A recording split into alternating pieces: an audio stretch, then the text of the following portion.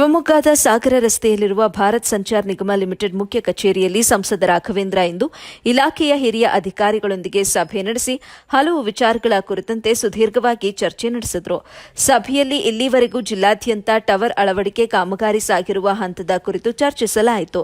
Tower ಅಭಿವೃದ್ಧಿಗೆ ಅಗತ್ಯ ಅನುದಾನ ಹಂಚಿಕೆಯಲ್ಲಿ ಕೊರತೆ ಉಂಟಾಗಿರುವ ಬಗ್ಗೆ ಹಾಗೂ ನೂತನ ಟವರ್ ಅಳವಡಿಕೆಗೆ ಸಾರ್ವಜನಿಕರಿಂದ ಪ್ರಸ್ತಾವನೆ ಬಂದಿರುವ ಬಗ್ಗೆ ಚಿಂತನೆ ನಡೆಸಿದರು.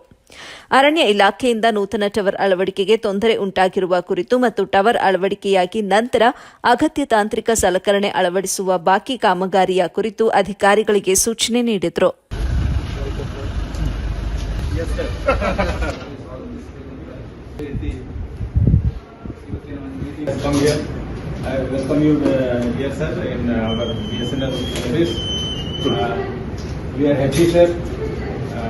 For this Lok Sabha again you have been selected. You are very dynamic, sir.